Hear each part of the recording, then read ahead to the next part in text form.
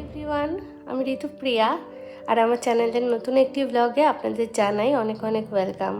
আজ শনিবার, সকাল এখন বাজে ভোর এখন 5টা বাজে। আমি সকালে 3:30-র সময় উঠেছি।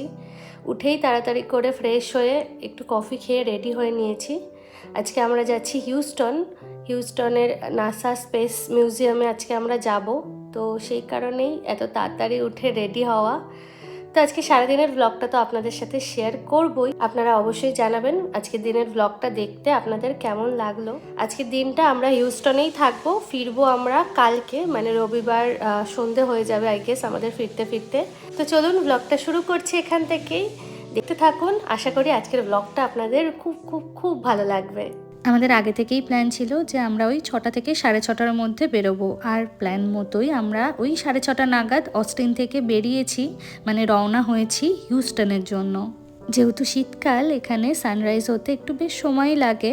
মোটামুটি 7টা থেকে 7:10-15-র মধ্যে কিন্তু সানরাইজ হয়ে যায়। এই যে এখন দেখুন বেরিয়েছি, বাইরেটা কিন্তু পুরো অন্ধকার।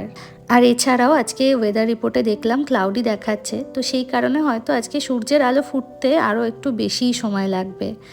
সকালে উঠেই রেডি হতে হতে আমি একটু গরম গরম চাও বানিয়ে নিয়েছি। যেহেতু একদম শীতের সকাল আর প্রায় 4 ঘন্টা মতো লাগবে আমাদের ড্রাইভ করে যেতে, ব্রেক নিয়ে নিয়ে 4 ঘন্টা লাগবে, না হলে একটানা গেলে কিন্তু অত সময় লাগে না, হয়তো 3 ঘন্টা কি 3.5 ঘন্টার মধ্যেই হয়ে যায়।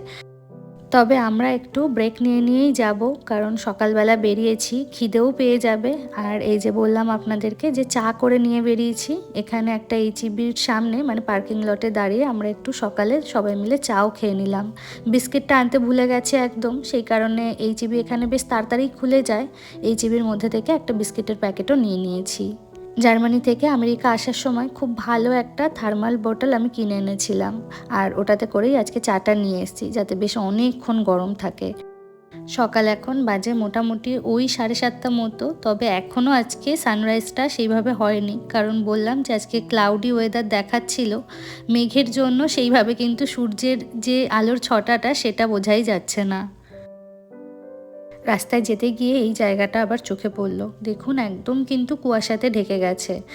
সামনে যদি অনেক দূরে একটা গাড়ি থাকে তাহলে আপনি সেটাও দেখতে পারবেন না। এরকম রাস্তাতে গাড়ি চালানোটা কিন্তু বেশ রিস্কের।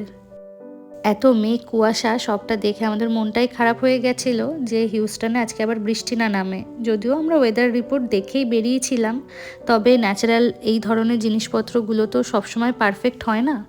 তো সেই কারণেই আমরা 4 জনেই একটু চাপ খাচ্ছিলাম, কারণ এত দূর থেকে যেটা দেখতে আসা, সেই জায়গাটা পুরোটাই তো পুরো খোলা আকাশের নিচে, যদি বৃষ্টি হয় সেরকমভাবে হয়তো দেখতেই পারবো না। তবে খানিক পরে দেখলাম আস্তে আস্তে রোদ্দুর বেরোচ্ছে, সেইটা দেখে আমরা সবাই ভীষণ খুশি হয়ে গেছি।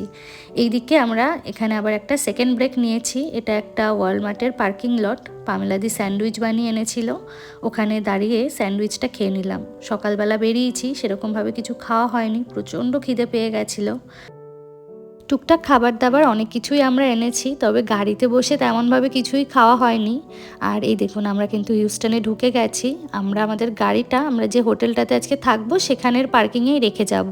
স্পেস মিউজিয়াম থেকে আমাদের হোটেলটা কিন্তু ভীষণ কাছে। এই যে আমরা চলেও এসছি, প্রায় 3 থেকে 3.5 ঘন্টা মতো লম্বা ড্রাইভ করার পরে আমরা আমাদের ডেস্টিনেশনে পৌঁছেছি। যদিও এটা আমাদের ফাইনাল ডেস্টিনেশন নয়, এখন এখানে গাড়ি রেখে আমরা যাব স্পেস মিউজিয়ামে। আমরা যে হোটেলটা বুক করেছিলাম সেটা নাসার যে স্পেস মিউজিয়ামটা তার থেকে কিন্তু ভীষণই কাছে ছিল, হেঁটেও যাওয়া যায়। তবে আজকে আমরা আর হেঁটে যাব না, কারণ আমাদের হাতে খুব বেশি হয়তো সময় থাকবে না। স্পেস মিউজিয়ামের ভেতরে পার্কিংয়ের যদি সমস্যা হয়, সেই কারণে আমরা এখানে গাড়িটা পার্ক করে এখান থেকে স্পেস মিউজিয়াম অবধি একটা উবার করে নিয়েছিলাম। আর আমি লুচি এবং আলুর তরকারি বানিয়ে এনেছিলাম, ভাবলাম যে ব্রেকফাস্টটা করে যাই, কারণ মিউজিয়ামের ভেতরে লাঞ্চ কখন কি করা হবে না হবে তার কোনো তো ঠিক নেই। পেটটা একটু ভরা থাকলে ভালোভাবে ঘুরতে পারবো। যখন লুচিটা খাচ্ছিলাম বেশ একটা পিকনিক পিকনিক ভাইবস কিন্তু পাচ্ছিলাম। অনেক দিন পরে এরকম বাইরে বেরিয়ে আমরা স্টে করছি কোথাও, তো বেশ ভালোই লাগছে আর ভীষণ এক্সাইটেড। তবে আমাদের সকলের থেকে বেশি এক্সাইটেড কিন্তু অভিজিৎ। কারণটা হয়তো আপনাদের মধ্যে অনেকেই জানেন, অভিজিতের কাজকর্ম সবটাই এই রকেট প্লেন এরোস্পেসের সবটা নিয়েই। ওর ভীষণ ইচ্ছা ছিল যে ইউএসএ ছাড়ার আগে নাসার স্পেস মিউজিয়ামটা একবার নিজে চোখে দেখবে। তবে আমরা ভাবতে পারিনি যে আমরা আদৌ আসতে পারবো কি না, কারণ আমাদের যাওয়ার টাইম মানে ইন্ডিয়াতে ফেরার সময় একদম চলে এসছে। আর ইন্ডিয়া ফেরার আগেই আমাদের মোটামুটি যেখানে যা যাওয়ার প্ল্যান সবটা কমপ্লিট করতে হতো। আর আমেরিকাতে না টুকটাক যাতায়াত করতে গেলে নিজেদের গাড়ি না থাকলে ভীষণ অসুবিধা হয়, কারণ উবারে প্রচুর টাকা চার্জ করে। মানে আমি তো ভাবতেই পারি না অস্টিন থেকে হিউস্টন উবার করে জাস্ট ঘুরতে আসবো, কারণ অলমোস্ট $200 থেকে $300 ওরা চার্জ করে। মানে ধরুন প্রায় 20 থেকে 30 হাজার টাকার মতো শুধু যাওয়া আসা মিলিয়ে হয়তো প্রায় 70-80 হাজার টাকা মতো খরচা হয়ে যাবে। আর এই জিনিসটাই যদি আপনি আপনার নিজের গাড়ি নিয়ে আসেন, হার্ডলি হয়তো সেখানে $50 তেল খরচা পড়বে, মানে যেটা ধরুন ওই 5,000 টাকার সমান। আর আমাদের যেহেতু ইউএসএতে কোনো গাড়ি নেই, সেই কারণে আমাদের বড় কোনো ট্রিপ প্ল্যান করাটা খুব মুশকিল হয়ে যায়। তো পামেলাদি সন্তুদা থাকায় সেই জিনিসটা আমাদের ইজি হয়েছে, কারণ সন্তুদারও এই নাসা মিউজিয়ামে আসার ভীষণ ইন্টারেস্ট ছিল। তো সেই কারণে ভাবলাম যে না, আমরা যাওয়ার আগে তাহলে এই ট্রিপটা করে নেওয়াই যেতে পারে। এই যে এখানে মিউজিয়ামের মধ্যে ঢুকে গেছি। আমরা অনলাইনে আগে থেকেই সব টিকিটগুলো কেটে নিয়েছিলাম, কারণ এখানে এসে কোনটা কি অ্যাভেলেবল থাকে না থাকে। অ্যাকচুয়ালি অনলাইনে আগে থেকে টিকিটটা করে নেওয়াই ভালো, কারণ অনেক সময় হয় কি যে অনেক টিকিট আগে থেকেই স্টক আউট হয়ে যায়। নাসার এই স্পেস মিউজিয়ামে ঢুকতেই না গেটে আমাদের সকলের আলাদা আলাদা করে দেখলাম কিছু ছবি তুলে দিল। আমি তো ভাবলাম সাথেই হয়তো ছবিগুলো আমাদের প্রিন্ট আউট করে দিয়ে দেবে, পরে জানতে পারলাম যে ওই ছবিগুলো প্রিন্ট আউট করে নিতে গেলে ওদেরকে প্রায় $30 মতো পে করতে হবে। মানে ধরুন ওই 2500 টাকার কাছাকাছি। অত টাকা দিয়ে একটা ছবি বার করা আমাদের একদমই ওয়ার্থ ইট বলে মনে হয়নি। আমাদের সাথে করে ক্যামেরাও ছিল, তো যা ছবি তোলার আমরা নিজেরাই তুলে নিতে পারবো। শুরুতে এসেই এখানকার যেটা মেন অ্যাট্রাকশান রকেট পার্ক, সেটাই আমরা ভাবলাম যে আগে দেখে নিই, কারণ এটার লাস্ট টাইম থাকে হচ্ছে 3টে পর্যন্ত। 3টের পরে এটা আর দেখা যায় না। চলুন তাহলে আমার সাথে সাথে আপনারাও দেখতে থাকুন। এখানে যাদের স্পেস রিলেটেড ব্যাপারে ভীষণ ইন্টারেস্ট আছে তাদের কিন্তু বেশ ভালো লাগবে ভিডিওটা। এখন আমরা যেই গাড়িটাতে করে রকেট পার্কে যাচ্ছি, এই গাড়িটাকে ট্রাম বলে। আর রকেট পার্কে যাওয়ার পথে আমাদের এই টেক্সাসের ভীষণ পপুলার লং হর্নের সাথেও কিন্তু দেখা হয়ে গেল। আজ উইকেন্ড হলেও পার্কে খুব বেশি রাশ ছিল না, তো সেই কারণে আমরা খুব ভালোভাবেই কিন্তু ঘুরতে পেরেছি। আর আজকে ওয়েদারটাও না ভীষণ ভালো ছিল, খুব বেশি গরমও ছিল না, আবার কনকনে ঠান্ডাটাও ছিল না। খুব বেশি ভিড় আজকে ছিল না বললাম, তবে এই ট্রামের প্রতিটা সিটই কিন্তু প্রায় ফুল হয়ে গেছিলো। এখানে আমরা ট্রাম থেকে নামবো এবং রকেট পার্ক ঘুরে আবার এই ট্রামে করে কিন্তু আমাদের শুরুর যেখান থেকে করেছিলাম সেখানেই ফিরে যাব। এই যে চলে এসেছি আমরা রকেট পার্কে। অ্যাকচুয়ালি রকেট সামনে থেকে দেখতে কেমন লাগে সেটাই আমি কিছুটা হলেও আপনাদেরকে ভিডিওর থ্রু দিয়ে দেখানোর চেষ্টা করছি। এই পার্কটিতে এসে দেখলাম মোটামুটি কিন্তু ভালোই ভিড় ছিল। আমেরিকার প্রায় অনেক সিটিতে কিন্তু নাসার এই স্পেস মিউজিয়াম রয়েছে। এবার আমরা এসেছি হিউস্টনে, তবে আরও অনেকের মুখেই শুনেছি তারা অন্যান্য সিটির মিউজিয়ামগুলোতেও কিন্তু গেছে এবং সেগুলোও ভীষণ সুন্দর ছিল। আজকে আমাদের এখানে এসে যত না ভালো লেগেছে, আমি বুঝতে পারছি অভিজিতের আরও কয়েকশো গুণ বেশি ভালো লেগেছে। ও প্রায় পাগল হয়ে গেছে এই এতগুলো রকেট সামনে থেকে দেখে। আর সত্যি কথা বলতে গেলে নাসার এই মিউজিয়ামগুলো দেখা না অনেকের ড্রিম থাকে, আমরা সেটা ফুলফিল করেছি, সামনে থেকে দেখতে পাচ্ছি। তো সেই জন্য আমি সত্যি নিজেকে অনেকটা গ্রেটফুল মনে করি ইউনিভার্সের কাছে, যে ইউনিভার্স আমাকে এই সুযোগটা করে দিয়েছে, এত কাছ থেকে আমি সবটা দেখতে পাচ্ছি। এটা অনেকের দেখার ইচ্ছা থাকে, সেইটা আমি এত কাছ থেকে দেখছি। তো ডেফিনেটলি আমি অনেকটাই ব্লেসড, আর আমি নিজে সেটা প্রাউডলি বলিও যে আমি অনেকটা ব্লেসড। যাই হোক, এই রকেট পার্কের মেন অ্যাট্রাকশন কিন্তু এই যে বড় রকেটটা এখন আমাদের পাশে রাখা, সেটাই। এই রকেটের সাইজটা এতটাই বড় ছিল যে আমি আমার ক্যামেরা 0.5x করলেও কিন্তু রকেটটা পুরোটা হয়তো আপনাদেরকে ভিডিওতে বা ফটোতে দেখাতে পারতাম না। এই রকেট পার্কে ঘুরতে ঘুরতেই হঠাৎ করে আমি নোটিস করি যে আমার ফোনে মাত্র 35% চার্জ রয়েছে। অ্যাকচুয়ালি আমি খেয়ালই করিনি, বাড়ির থেকে আসার সময় হয়তো ফুল চার্জই ছিল, কি হয়তো একটু কম ছিল। সারা রাস্তা গাড়িতে এসছি, এটা ওটা ফোন ঘেটেছি, টুকটাক ফটো নিয়েছি, ভিডিও নিয়েছি শুরুতে। তো এই সময় আমার ভীষণ মনটা খারাপ হয়ে গেছিলো, কারণ এই রকেট পার্ক দিয়ে আমাদের স্পেস মিউজিয়ামে সবে ঘোরা স্টার্ট হলো, আর এখনও তো আপনাদেরকে কিছুই দেখাতে পারিনি তেমনভাবে, তার মধ্যেই ফোনে এইটুকু চার্জ। ভীষণ মনটা খারাপ হয়ে গেছিলো। পাওয়ার ব্যাঙ্কও সাথে করে এনেছি, তবে পাওয়ার ব্যাঙ্ক রয়েছে গাড়িতে, যেখানে গিয়ে আনাটা একদমই পসিবল ছিল না। তবুও আমার পক্ষে যেটুকু শেয়ার করা পসিবল ছিল সবটা আপনাদের সাথে শেয়ার করেছি। ফোনে আর একটু বেশি চার্জ থাকলে হয়তো আরও বেশি করে শেয়ার করতে পারতাম। চলুন এখন যেই জায়গাটাতে আমরা যাচ্ছি সেটা আপনাদেরকেও একবার ঘুরে দেখাই।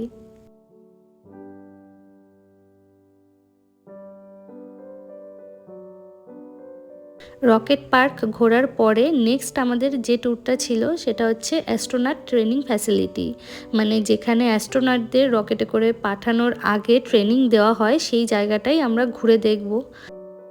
তবে মাঝে একটু সময় থাকায় ভাবলাম যে আশপাশের জিনিসগুলো একবারটা ঘুরে দেখি। এখানে কি রয়েছে সব কিছু ডিটেলসে হয়তো আমি আপনাদেরকে বলতে পারবো না, কারণ ওখানে যখন ভিডিও নিচ্ছিলাম তখন ওই লেখাগুলো পড়ে দেখেছিলাম, এখন আর সত্যি বলতে কিছুই মনে নেই। তবে আপনারা যদি চান ডিটেলে জানতে, সেই ক্ষেত্রে আমি অভিজিৎকে বলবো যে ডিটেলে একটা ভিডিও দিতে, যে কোনটার কি নাম, কোনটা কি জিনিস, সবটা ও কিন্তু ডিটেলে আমার থেকে আরও অনেক বেশি ভালো করে বলে দিতে পারবে। আর ডিসেম্বর মাসে এসে আমরা টেক্সাসে ফল কালার দেখতে পাচ্ছি, তবে দেখতে পাচ্ছি এটাই অনেক, কারণ টেক্সাসে অ্যাকচুয়ালি ফল কালার দেখা যায় না, সবাই এরকমটাই বলে, কিন্তু এই শীতকালে এসে মানে কনকনে ঠান্ডাতে এসে আমরা ফল কালার দেখতে পাচ্ছি। এই যে এখন যেখানে আমরা ঢুকলাম এটাকে বলা হয় শাটেল ক্যারিয়ার এয়ারক্রাফট, আর একটু আগে যেখানে নিয়ে গেলাম ওটাকে বলা হয় স্পেস শাটল। এই জায়গাটি কিন্তু হুবহু একটা প্যাসেঞ্জার প্লেনের মতোই দেখতে, তবে এটা কোনো রেগুলার প্যাসেঞ্জার প্লেন নয়। এই জিনিসগুলো হট করে দেখে হয়তো সেরকমভাবে কিছু বোঝা যাবে না, তবে এর পাশে যে লেখাগুলো আছে সেই লেখাগুলো পড়লে কিন্তু এর সম্বন্ধে ডিটেলস অনেক আইডিয়া পাওয়া যায়। প্রচুর বাচ্চা দেখছিলাম এই এয়ারক্রাফটের মধ্যে বিভিন্ন রকমভাবে তাদের মতো করে এনজয় করছে। তবে শুরুতেই বললাম ফোনে খুব বেশি চার্জ না থাকায় আমি সবটা কিন্তু ভিডিওর থ্রু দিয়ে দেখাতে পারিনি। এই মুহূর্তে যে জায়গাটিতে আমরা আছি এটা হচ্ছে স্কাই ল্যাব, আর এই স্কাই ল্যাবের মধ্যে পুরো জায়গাটি কিন্তু জিরো গ্র্যাভিটিতে থাকে। আর এই জিরো গ্র্যাভিটি জোনটাই ভালোভাবে বোঝানোর জন্য এখানে দেখুন একটা মানুষের মতো দেখতেই একটি পুতুল রাখা রয়েছে। আর এই জায়গাটি কিন্তু আমার ভীষণ ইন্টারেস্টিং লেগেছে। এটা হচ্ছে শাওয়ার এরিয়া। একজন অ্যাস্ট্রোনট স্কাই ল্যাবের মধ্যে কিভাবে স্নান করে বা শাওয়ার নেয় সেটা কিন্তু এই জায়গাটি দেখলে আপনারা খুব ভালোভাবে বুঝতে পারবেন। এইখানে এই ভিতরের জায়গাটিতে আলোটা বেশ একটু কম ছিল, সেই কারণে আমার ভিডিওটা নিতে একটু অসুবিধা হচ্ছিল শুরুতে। আর একটু আগে স্কাই ল্যাবের ভিতরটা দেখালাম, আর এই যে এখন দেখতে পাচ্ছেন এটা কিন্তু স্কাই ল্যাবেরই একটি জানালা। আর এখন আমরা আছি নাসা স্পেস মিউজিয়ামের অ্যাকচুয়াল মিউজিয়ামে। এই যে এখানে দেখছেন সবাই একটি জিনিসে হাত দিচ্ছে, এটা কিন্তু চাঁদের থেকে নিয়ে আসা একটি টুকরো, মানে চাঁদের টুকরোই বলা যেতে পারে। অনেক কিছুই তো আপনাদেরকে এই ভিডিওতে দেখালাম, বলা যেতে পারে পুরো স্পেস মিউজিয়ামটাই কিন্তু আপনাদেরকে ঘুরে আমি এই ভিডিওতে ছোট্ট আকারে দেখিয়েছি। তবে এখন বলি এই নাসা স্পেস মিউজিয়ামে ঢুকতে আমাদের পার পারসন কত ডলার করে টিকিট লেগেছে। এই নাসা স্পেস মিউজিয়ামে প্রায় 2-3 রকমের টিকিটের ভ্যারাইটি ছিল, যার মধ্যে থেকে আমরা নিয়েছিলাম জেনারেল অ্যাডমিশন টিকিট, আর যার প্রাইস আমাদের পার পারসন পড়েছিল প্রায় $40 করে, মানে ধরুন ওই এক একজনের 3,500 টাকার কাছাকাছি। এই যে জায়গাটিতে এখন আমরা রয়েছি এখানে কিন্তু অ্যাস্ট্রোনটদের স্পেসে পাঠানোর আগে বিভিন্ন রকম যে ট্রেনিং থাকে সেগুলোই দেওয়া হয়। আর এখন হচ্ছে আমাদের নাসা স্পেস মিউজিয়ামের ক্যাম্পাস ট্যুর। এই পুরো জায়গাটি কিন্তু আমাদের ট্রামে করে ঘুরিয়েই দেখানো হয়েছে। আর এই ক্যাম্পাসের মধ্যে না প্রায় অনেকগুলো হরিণ রয়েছে, মানে প্রায় 400টির মতো। এই যে আমার ফোনে একটি ধরা পড়েছে। সারাদিন অনেক ঘোরাঘুরি করেছি, আর সেই সকালে লুচি তরকারি খেয়ে এসেছিলাম, তারপরে আর তেমন কিছু খাওয়া হয়নি। তাই ভাবলাম এখান থেকে টুকটাক কিছু লাঞ্চের জন্য খেয়ে নিই, কারণ রাত্রে আমাদের আবার বেরোনোর প্ল্যান রয়েছে, এবং হোটেলে গিয়ে সেরকম কিছু যদি না খাই রাতে ডিনারটা আমাদের তাড়াতাড়ি সেরে নিতে হবে। চিকেন এবং স্পিনাচ দিয়ে তৈরি একটা রোল আমরা নিয়েছিলাম, সাথে কিছু চিপসও ছিল। আর এখন যে খাবারের জিনিসগুলো দেখছেন না, এইভাবেই কিন্তু একজন অ্যাস্ট্রোনট স্পেসে তাদের খাবারগুলো প্যাক করে নিয়ে যায়। আর খাবারগুলি যে একদম এয়ারটাইট কন্টেনারে নিতে হয় সেটা কিন্তু আমরা এই জায়গাটি দেখেই জানতে পারলাম। আর এখন আমরা রয়েছি নাসা স্পেস মিউজিয়ামের আমাদের শেষ আকর্ষণে। এটা একটা ছোট্ট ডকুমেন্টারি মুভি, আর এই মুভিটার সাথে সাথেই কিন্তু আজকে আমাদের এই নাসার ট্যুরও শেষ হলো। ভিডিওটা আজকে এখানেই শেষ করছি। আশা করছি আজকের ভিডিওটা আপনাদের খুব ভালো লেগেছে। আজকের দিনের সেকেন্ড পার্টটা নিয়ে আসবো আবার নেক্সট ভিডিওতে। একটা ভিডিওতে সবটা দিলে কিন্তু এই ভিডিওটা অনেকটা বড় হয়ে যেত।